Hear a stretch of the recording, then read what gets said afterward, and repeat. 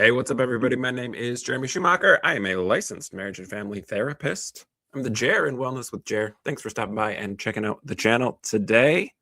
One of my specialties that I work with is religious trauma. And so this is a super fun topic for me to find in a popular media. I think with a game like BG3, there's just so much nuance because you can do so many different things in the role-playing aspects of the game.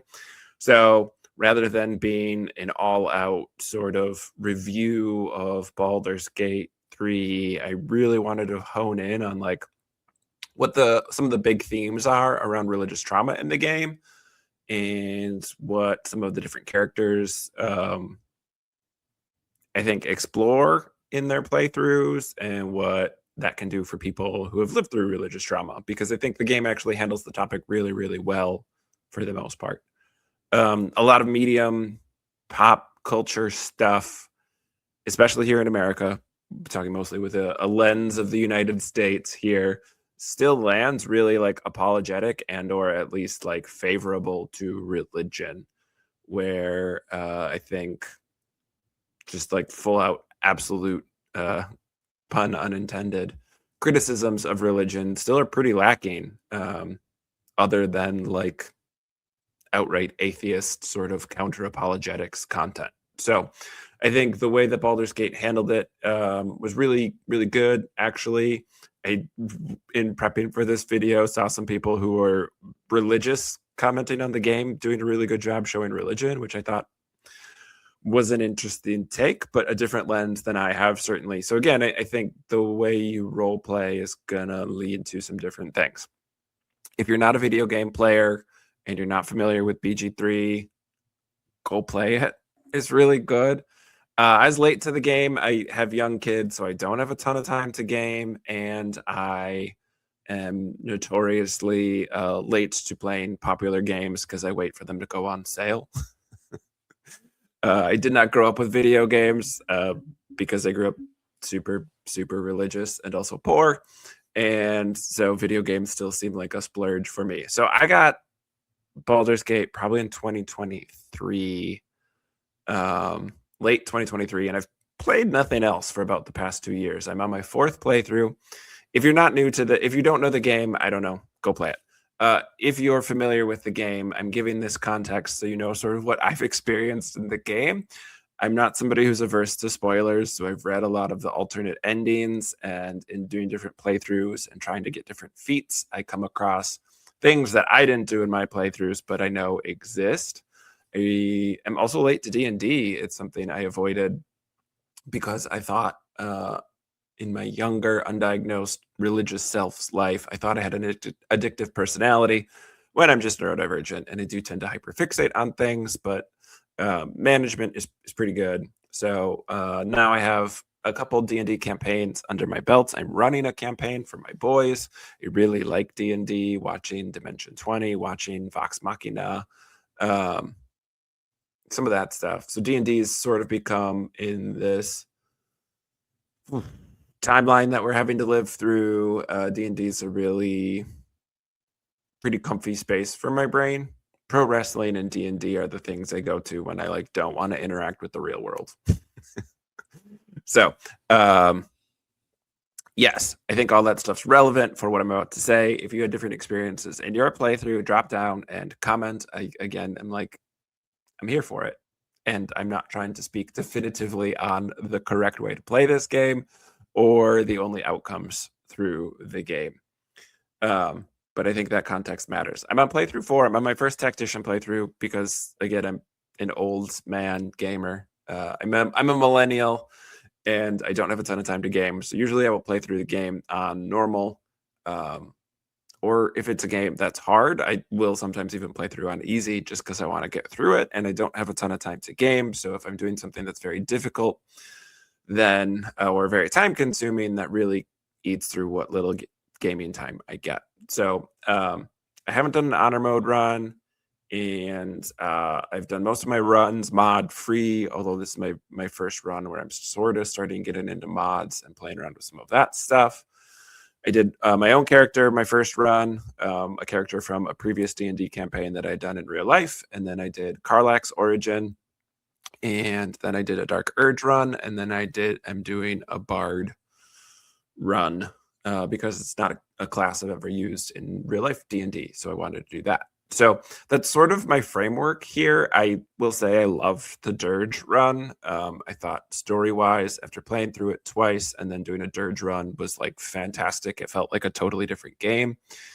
And we'll get into a little bit what I'm hypothesizing Larian was doing with some of these religious trauma themes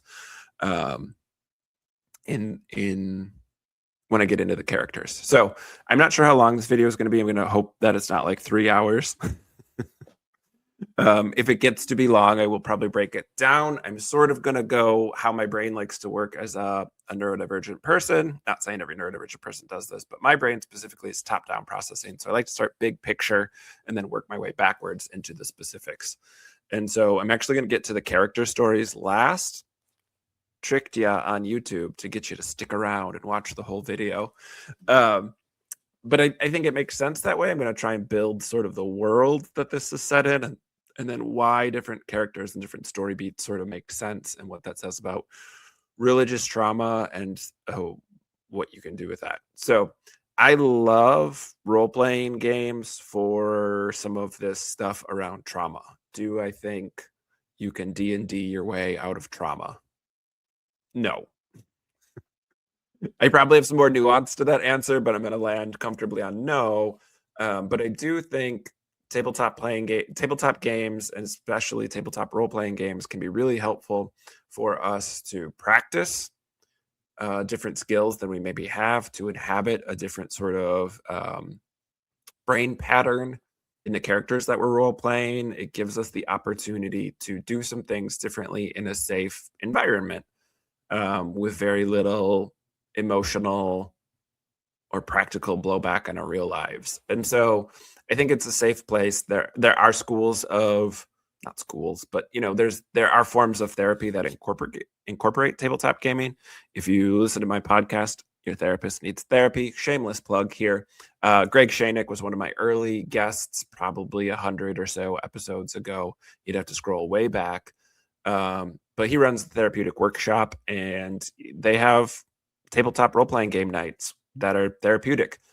He's a real therapist. He's trained and licensed in it, and he's gotten credentialed to do some of this stuff. So working through some of these things, sometimes it is, social skills. Sometimes it is a specific topic you're working around. Sometimes it's just like having a safe, inclusive game night. Sometimes it's sober game night. So they run a bunch of games. Again, he's been trained specifically to do that. But that's a thing, right? Where people who were doing role-playing games said, hey, this might work in a therapeutic sense. Again, do I think something like religious trauma, you can work through that all in something like D&D? I'm going to say no. Do I think that it's a helpful tool to have in your toolkit? Absolutely. I think role-playing can be really great.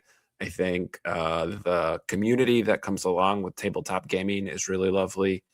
It's one of the things that I recommend for people who have left religion and are looking to build that community, especially if they are queer or neurodivergent, is like the gaming community, the tabletop gaming community. And your mileage with that will vary, right? But here in the Midwest, I'm in Milwaukee specifically, that has been my experience, that a lot of neurodivergent, queer, generally non-conforming with social norms people are also playing the games that I like to play. So D&D, Dungeons and Dragons, pretty popular right now. It's been around for a long time. Lots of different ways to do role-playing games. My favorite book series, which is Malazan Book of the Fallen. If you haven't read that, go read it. Uses like an even nerdier, the GURPS. I don't know. I forget what it stands for. Role-playing system, right? Is the RPS. But Steven Erikson and Ian Esselmont, who created the world that Malazan is set in, were using that. Again, there's a level of nerdiness here that I stayed away from. I've never played World of Warcraft because I was like, I wouldn't have graduated college if I went down that rabbit hole. So some of this nerd stuff that I'm very familiar with, because I hang out with a lot of nerds and have been in the tabletop gaming community for a long time, I'm newer to some of the role play and stuff because I specifically stayed away from it for a while. So lots of different role playing. Stranger Things, I think, gave D&D some new shine.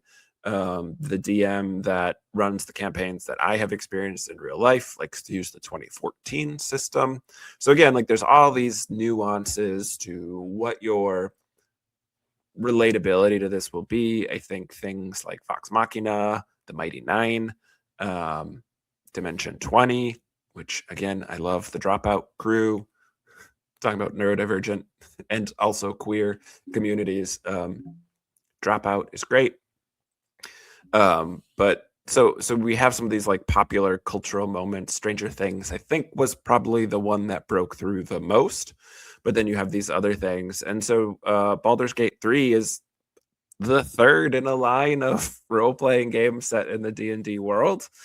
Dungeons and Dragons is a fantasy world, but it does have a lot of deep lore. There are rules, although you can homebrew and you can make up your own campaigns. There is a sort of canon to D&D, and in that canon are this different pantheon of gods and goddesses. And again, it's this really rich world. There's a ton of lore. Again, I didn't play D&D for much of my life, but I read all of the R.A. Salvatore books about Drizzt and his various adventures. So again, the classes of characters, the different races of characters, some of these locations. When I got into playing D&D, I was already familiar with because I read one of the biggest book series set in the world of D&D and specifically Forgotten Realms. And so, you know, I wasn't coming into this totally blind, but Baldur's Gate BG3 had been like really well reviewed, beloved by the time that I got to it. And I had stayed relatively spoiler free there. I was just waiting for it to go on sale. And because it's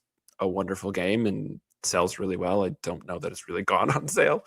I got it because I had a discount on PlayStation through something else. So I have also played it on console. So if you're going to drop down in the comments and tell me to get a game computer, I'm too old for that shit. That I missed that part. Maybe it is part of the millennial generation, but I think I'm an old crotchety man when it comes to that. And I like my console gaming because I have limited hours to game and to just turn it on and do the thing and not mess with mods and not have to play online is what I want from a game. Old man shouts at clouds. Okay, we're 10 minutes into my preamble. So D&D has this pantheon of gods that are well established, right? There's deep lore and all that stuff. Baldur's Gate throws you in to a war that you don't know is going on. And so that's sort of the setting. Also, that happens in Malazan. Go read Malazan. This is not a video about Malazan Book of the Fallen, because those videos would be hours long. There's a war going on. You get thrown in the middle. You don't really know what's happening. You start with sort of this cutscene of getting a parasite put in your eye, and then you're on a burning ship, and you have to escape the ship. And then your ship crashes, and then you're in this magical land of Faerun, and it's lovely. And like that's the fantasy setting I think most people know and understand. Like I fired the game up again, knew it was beloved and very well received, and had stayed away from it. So I wasn't expecting this. We're starting with, you know, Ithalids, the Cthulhu-looking monsters, mind flayers. Again, I've read a lot of D&D books, the literature, not like the manuals, player manuals. So this was something I was familiar with, but like pretty jazzed, and also not what I expected. So very cool. We're introduced to a couple of the characters early on in the game, depending on how you're playing. It's generally Lae'zel and Shadowheart that you get introduced to. And so we have some early things going on as we start playing the game. There's books and literature spread out throughout the game. So as you're exploring the map, you're gaining experience points, you're leveling up, you get to read about the world and the lore of where you're playing this game pretty early on in the game. Again, I mean, I don't know how many books you find on vampires and the ABCs of the gods books, but like a ton of them, right? Like it's on my fourth playthrough, I would say heavy laden on the books. I don't even pick the books up anymore. I know, terrible of me. My first several playthroughs, all the books. But then finding everything in camp's a pain because there's no bag of holding. I'm sure there's a mod for that. I understand.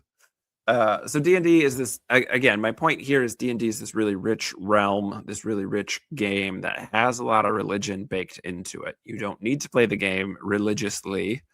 You don't need to be a religious character. Clerics are generally, again, your religious people. They're drawing power directly from their god. That could also be true of warlocks, although Satanists. No, generally, warlocks are drawing their power from a less than savory character. Although the cleric we get in the game of Shadowheart is a cleric of Shar. Shar is goddess of darkness. It's a whole thing. We'll get into Shadowheart later. Spoiler for you to stick around if you're still here. Shadowheart is not the character that I think has the best depiction of religious trauma. That might be a surprise to some people. So, but as we're going about the game, we discover this grove. We'll get into the grove and the religious trauma there, being attacked by goblins. And the goblins are really our first introduction to the main bad guy in the game, the Absolute. And this is where I think the game is there's so much richness to the story in this game, especially around religious trauma, because the main bad guy is a cult. We have the cult of the Absolute. The goblins have left their deity behind, although we have one goblin who is a prisoner who I've not figured out how to save. Maybe there's a way to save him, but I did try and save him on this playthrough and found out that his cage was trapped, which I didn't know. So he died anyway. Whoopsies. And I'm trying to be a good guy this run, trying to cleanse the palate after the Dirge run. Dirge is short for Dark Urge. If you're watching and you haven't played, I don't know. Cool. So the goblins introduce the Absolute. And in this, as we're learning about the Absolute, we get to meet some different cult leaders who feel big in Act 1, but are not a big deal. Minthara is a big deal. If you don't kill her. You shouldn't. Keep her alive. You can recruit her. It's lovely. She's hilarious. We learn about the cult of the Absolute. We learn about what's going on at the Grove. We get to meet a bog hag, a witch who's terrible. And not terrible, right? But also like terrible to fight. Hopefully of magic missiles. I did beat it without magic missiles this run on Tactician, so proud of that. Again, I don't think the game's hard when you know what you're doing, but it's tedious if you're not equipped with the right party members. And I'm just trying to play with specific players all the time. Next run, I want to do like all bards and just see what happens if you don't have different classes. I could very easily win the game with multiple fighters, right? Like running around with Karlak and Lae'zel is already overpowered. Anyways, I just want to talk about the game because the game's so fun. We learn about the Absolute. The Absolute is what your mind flayers are. So you understand you have this parasite in you. You learn that you have power to communicate with Absolute. You're one of the Absolutes chosen. That gives you special powers in the game, which is a fun mechanic. And it also lets you start to learn about the cult. Now, again, why I think this game does a really good job with the concept of religious trauma. The cult of the Absolute is treated as a cult. We treat certain religious sects as cults. Branch Davidians, right?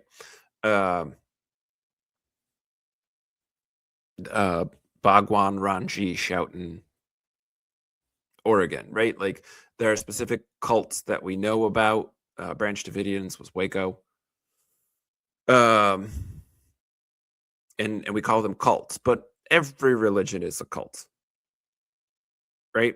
And it's a matter of scale. Christianity is a cult. Islam is a cult. It meets the metrics by how you would define cults, which is why the word cult isn't really what we use anymore.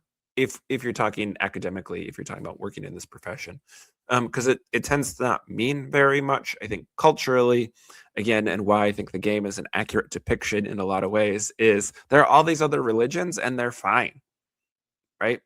The druids at the Grove worship Sylvanas. They're not considered a cult, but they would be.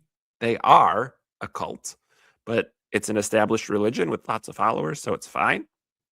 Even the goblins god is, if you're talking to Volo, depending on how you talk to Volo early in the game, he talks about how they've left their deity behind, and you can ask how he feels about that. And then there's one follower still.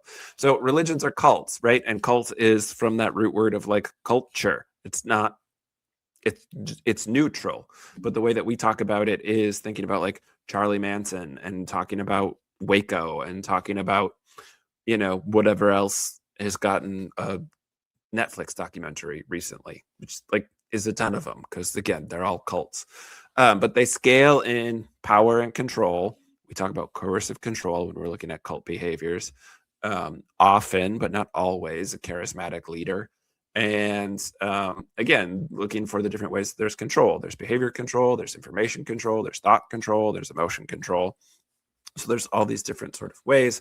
As you get more culty, as culture, our big society would understand them, it is decreased freedom in movement, decreased freedom in how to dress, who you can socialize with, who you can marry, et cetera, et cetera. And so as the control gets tighter and tighter, the likelihood that abuse will happen increases. And that's where we think of cults as like this weird religious group that grows up on their one compound, and they dress weird and they talk a little funny because they're socially isolated. And the leader has said that God has elected him specifically to sleep with everyone. That's what we think of as cults. But again, cults are more of in-group, out-group dynamics. Is there a hierarchy or leadership structure? Are there rules and regulations on behavior, information, thought, and emotion?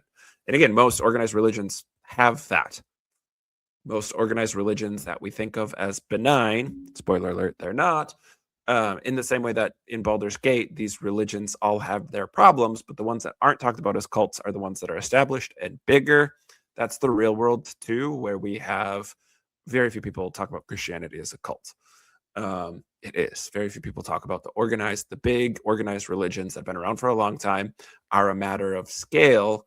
And so we don't necessarily talk about them that way in the way that we talk about these sort of offshoot sects. And so the cult of the absolute is considered a cult, one, because the control is really high, but two, because it's new. It's new and it's growing and it's taking over and it's rattling all the previously established religions. And because organized religions' defining trait is creating in-group, out-group dynamics, the cult of the absolute is an outgroup for all the other religions. The established religions have this sort of like status quo, and the cult of the absolute is upsetting that. Now, as you play through the game, correct, right? Like major spoilers ahead. If you're watching 23 minutes in, I'm assuming you've played the game. Major spoilers ahead, but like the cult of the absolute is trying to take over accurately. In a coercive control sort of way, we're going to turn the world into mindless slaves that we can control with our super awesome brain powers. And so that is, that's accurate, that like these other religions are like, oh, this is a problem. The cult, we learn, is not run by Gut and Dror Ragslin and Minthara. They are little fish. And so we are introduced as we move through the game and get into Act 2 to the Dread 3, which is Gortash, who is serving the god Bane. We have Ketheric Thorm, who's serving Ball. I should have written this out because now I'm like trying to perform for other nerds and feeling really stressed. Ketheric is with Merkel and Orin is with Ball. And so we get the three gods who are sort of upstarts. If you really are deep in the lore, then you know that like you've already met Jurgle, who's more of like an elder god figure, an old god that's Withers. There's a whole thing about it. Again, if you read all the books that you pick up in the game, you can learn all this stuff. It's sort of implied as you finish the game. Um, as Withers has like a post-credit scene sort of thing. Maybe it's just after the party if you beat the game and survive. Which is like super fun. My first playthrough, I had very few allies and saved very few people, and had just sort of gone on a murder hobo run as a rogue. And so my second playthrough was far more fun to have that party at the end of the time. I'd be like, oh, apparently it's supposed to save all those people and not let them leave my camp. Whoops. It made sense in a role play in perspective. But so we meet Merkel and Ball and Bane, and we meet their sort of human counterparts. I guess I don't know if Oren's human. She's a shapeshifter. And so we have these different religious sects. They're all sort of trying to backstab each other. They have a nether brain that they've captured with the crown of Karsus. There's a lot of things going on. The game goes off the rails pretty quickly. But we have sort of the charismatic leaders in Oren, Ketheric, and Gortash, who I think, this is going to be multiple videos, who I think portray different aspects of what real life organized religion is. Thinking in terms of, you know, a charismatic cult leader, yes, but also like some more established things. Like you could think about Ketheric or Oren as like the Pope, if the Pope was shapeshifting, murdering people. But, you know, the Pope has murdered a lot of people indirectly. Whereas Gortash is a little bit more of, I think, a modern religious movement would be mixing politics and religion. If you look at, I'm a little out of my depth here, but talking about like Modi in India or even like the MAGA movement, it's not a direct copy and paste. But when we study identity for folks, we find that religious identity has been, at least in America here, replaced with political identity. And so being a Republican is more important than being Christian, although many Christians would identify Christianity as their big driver that doesn't actually dictate their behaviors. Cognitive dissonance is a hell of a drug, and 50 years of unfettered propaganda has actually been pretty bad for our functioning as a society. So we get Ketheric, we get Oren, we get Gortash. Ketheric is the big bad in Act 2, which leads to a pretty fun and nuanced fight. You get to go into a Mind Flayer colony and do a bunch of fun stuff, storming Moonrise Towers, learning about Ketheric's messed up family. All very, very fun. I think Act 2, I don't know if Act 2 is my favorite. They're all good in very different ways. But we learn more about the cults, and we see the cult dynamics much more in Act 2. But in Act 1, we're introduced to it, and we see some of the fallout of the cult. We see the tieflings in the Grove, who are judged not based on their religion, but on their race. Doing an origin run with Karlach, that's definitely part of that experience as well. But we also see the Grove have Kaga. It's a shadow druid. I missed that in several of my playthroughs. Because, you know, there's that whole tree stump to find over by Auntie Ethel that I didn't know about. The game's so rich even in my fourth playthrough, I'm still finding less, but a few things. I'm like, I didn't know that was there. Or I saw someone post about that, but I had never found it. So the replay value is just incredibly high. But we're introduced to some like religious rigidity. Halsin, who you're trying to save from the cultists and bring back to the Grove, is you know, sort of portrayed as, I think, where people could view this game from a religious lens and enjoy it and like it, to be like, oh, right, like he's one of the good religious people. He's a zealot, but in like works well with others, civilized sort of way, not in a take over the world sort of way. And I was raised fundamentalist evangelical, so not like, you know, current political figures who are like the new apostolic reform. It's Mike Johnson and Pete Hegseth from Doug Wilson's church, but the evangelical in the sense that like you're supposed to spread the gospel and convert everyone. So take over the world in a less power hungry way than other Christians, but still that. So again, I think where the game sort of scales is, one, how many of the interactions do you get with these different people, but also two, like, yeah, Kaga's a bad guy because she's going to have a snake bite a child and she's trying to close off the grove. And then we find out she's got some mysterious benefactors and maybe she's working for the shadow druids. Um, Mysterious. And again, I think what D&D does really well is it can reflect some of these things. It's a fantasy trope. My Lord of the Rings poster behind me, right? Never thought I'd die fighting side by side with an elf. We have Gimli and Legolas and their friendship. I think, again, by and large, race dealt with in Tolkien was sort of at that level that elves thought a certain thing about dwarves and dwarves thought a certain thing, and everybody had these feelings about hobbits and like these different characters. Once they spend time with these different races, feel differently about them. That's fairly true to life. Tolkien was writing a lot from his own lived experience, and established a lot of these fantasy tropes through the popularity of the Lord of the Rings.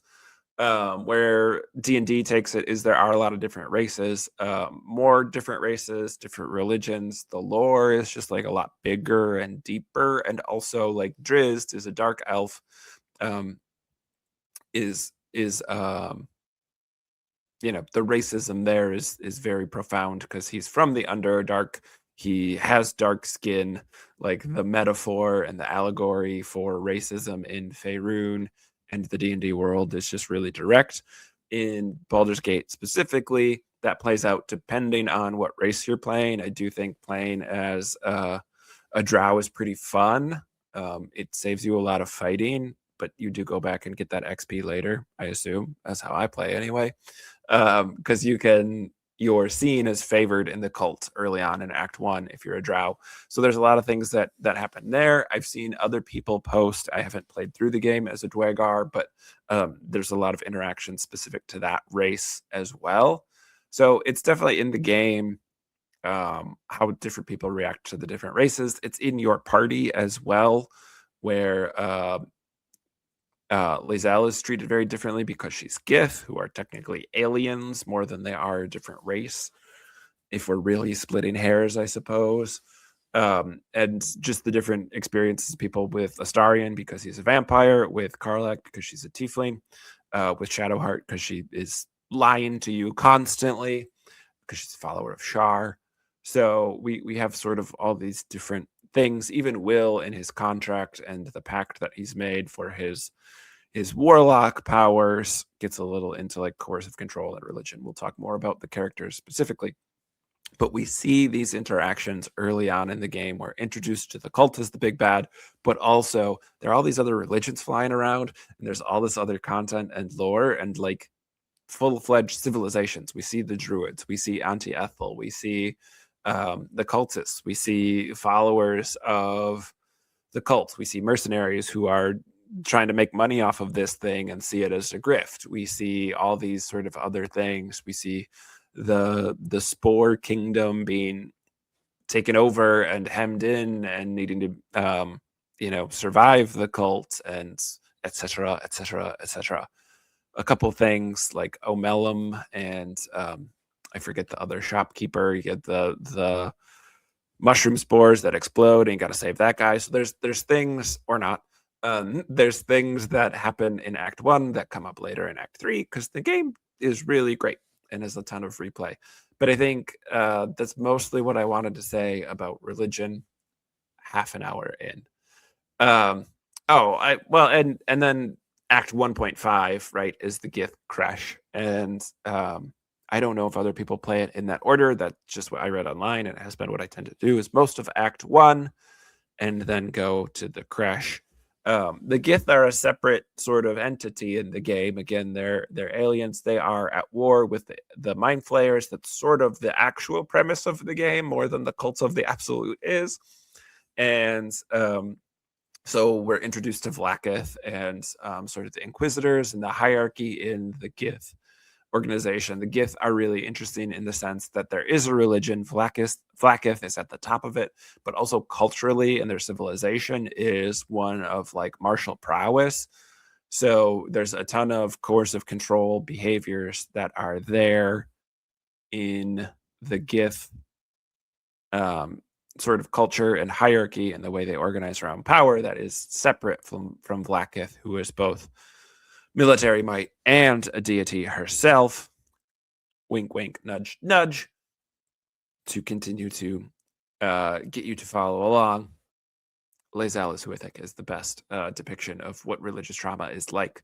And so, yeah, that's sort of where we land in Act 1. Now, talking about the Dread 3 and their different perceptions in the cult, I think the Dread 3 are really good in the game because they are all using the cults for their own benefit, which is how I generally see religion, as somebody who is raised fundamentalist evangelical who works with religious trauma. Once you step outside of it and you start to see the patterns, they're one at one hand, when I put a positive spin on it, very human. None of what religion does, none of what organized religion, even high control religions, even cults, as people would understand it, are doing is particularly unique or interesting. Religion didn't create these things. Humans created a religion to meet some of these purposes and or needs, right? We need community. We're social creatures. I would argue we need meaning making. And so religion does that for a lot of people. Again, when it is consent based, which a lot of them are not, and when it is empowering for people, I think that's really lovely and powerful. When it is coercive, that scales from like, that's not great, to horrific abuse. And again, I think that's where most of them are. And so in the Dread 3, we see these different characteristics. Orin is trying to claim her birthright, become her god's favorite chosen. You miss a lot of this until you do a Dark Urge run, which I strongly recommend you do. It's the most fun I had playing the game. And there's a whole, I mean, I would argue that as a cult, there are followers, there are trials you have to go through, there's secret handshakes, not really, but sort of, to even find like temples and different aspects of it. So there's all these things. You really see the hierarchical nature of it, and you see the leader at the top of it who's really interested in her own purposes and ends. So it's not fanatical worship of her god, although that I think is there, but it is also, that's not the only driving factor. It's very human, it's very individual pursuit, using the religion, using the cult of the absolute, which is probably like sort of a false religion. They're hoping that their gods come out at the top of it. So there's layers here, right? Catherick using Merkel, god of the dead, right? Baal is the god of murder, and so that's sort of, we have that cult, and then we have sort of Merkel, god of the dead, and Catherick is using Merkel. Merkel is using Catherick because Catherick is trying to keep his daughter alive, and it's like horrific. And also like understandable. Again, it's deeply human. Catherick is the road to hell is paved with the best of intentions, right? The idea that this person would have an interest and a pursuit, would even leave the god that he used to worship for a god that's given him the benefit he's looking for, which is to save his child. I mean, that's Star Wars, right? That's Anakin became a Sith. That's everywhere in our storytelling, because it's a very human experience. And so Catherick really makes sense. The more you explore Moonrise Towers, you see Catherick as sort of a tragic figure, in that he and his wife were quite devout followers of Soluna. And yeah, Catherick lost it all in this pursuit of one sort of only one outcome. And again, I see Catherick as sort of a religious leader in the sense of like a high level of a dogma, and also deeply hypocritical himself, ruling with an iron fist, taking advantage of other people to get his own ends. Again, I would consider that as to be fairly accurate of what the Catholic Church has been historically, certainly fallen from power now, but through the Crusades, through some of the other horrors that the Catholic Church has wrought upon this planet.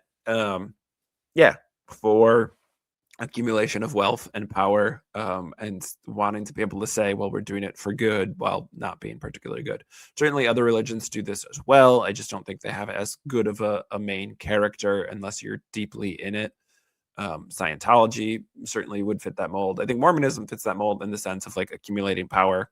The LDS is the second largest landowner in the United States. Why do they need that much land? I don't know, but they sure do make their believers tithe in a way that they, the church themselves, do not do charity, um, not to the same percentage.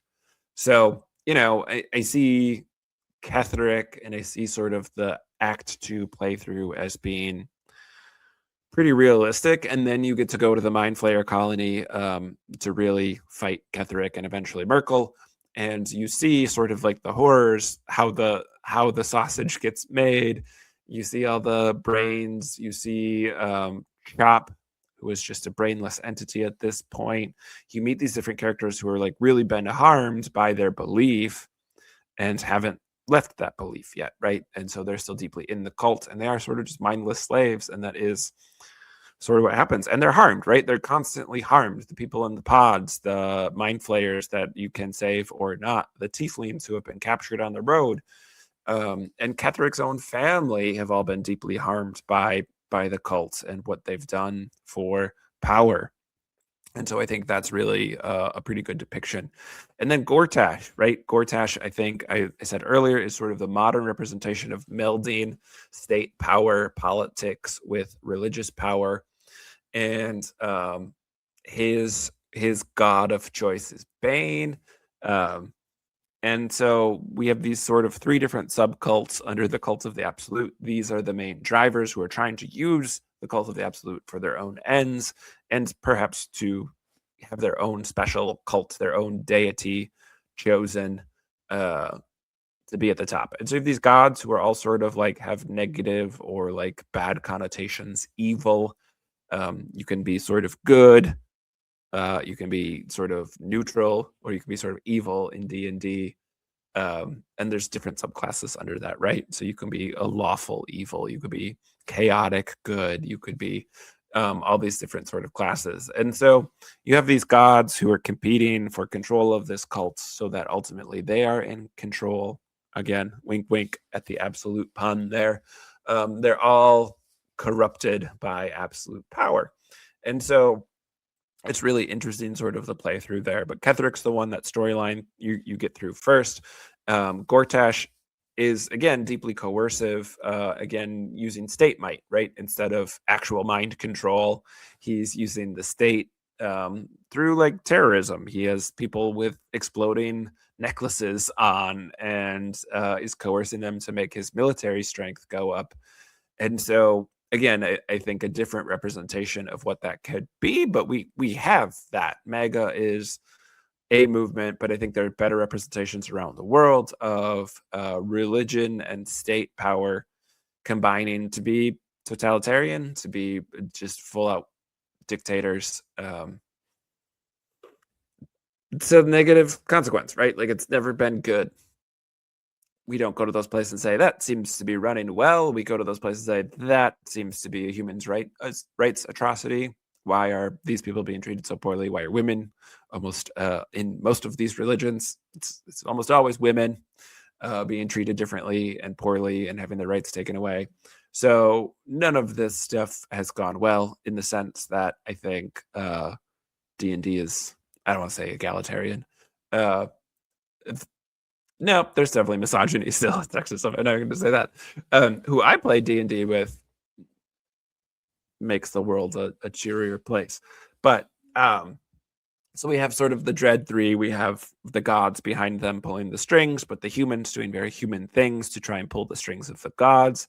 And again, I think what makes it different, I would argue, this is Jeremy the person, would be that the gods are real in D&D. And so they have aspects that they can take. They can take physical form, but they also are doing specific things in the world all the time, in the way that like the Greek gods were very human in the sense in how they could interact with the world and also interacted with the humans in the world. So that's sort of the D&D world too, is like the gods are real and the gods are like in the world with us, even if they're not functional entities all the time. Um, I think that's where I'm going to stop for now. I think that's the world of D&D, including sort of the cult's leaders, and specifically, I got a little bit into like some of the other religions that are side quests, for lack of a better term, sort of the cultural aspect of the Gith, the Tieflings, the communities that are affected by this cult running roughshod over the land, and sort of some of the machinations. I don't know that I said that word out loud before. Um, about what's going on. I do want to do character breakdowns. Maybe I'll do separate character breakdowns. So tune in for that as I talk about Gale and religious trauma, as I talk about Will and religious trauma, as I talk about Shadowheart and religious trauma, and Lae'zel and religious trauma, are who I have sort of charted out to talk about. I will do another video about religious trauma in the specific characters, sort of religious trauma in the world of BG3, and we'll get into the specific characters and their religious trauma. So thanks for tuning in. Come on back for those videos, or one long video about 4 different characters next week.